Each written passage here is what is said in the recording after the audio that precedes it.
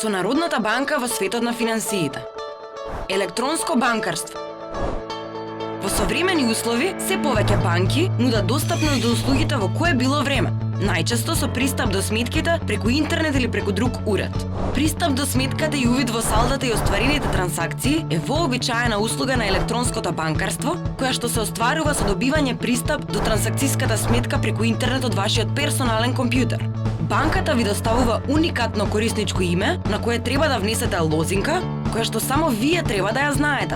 За плаќање трансакции, освен вашето уникатно корисничко име и лозинка, потребно е да имате OTP токен. Тоа е лозинка за еднократна употреба или дигитален сертификат сместен на USB токен, кој што овозможува засилена идентификација на имателот на сметката.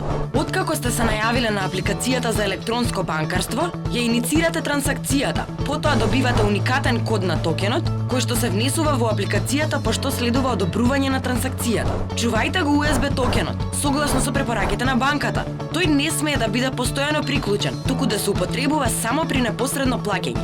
Услугите на електронско банкарство, освен на вашиот персонален компјутер, може да се користат и од вашиот паметен телефон, при што станувате корисник на услуги на мобилно банкарство.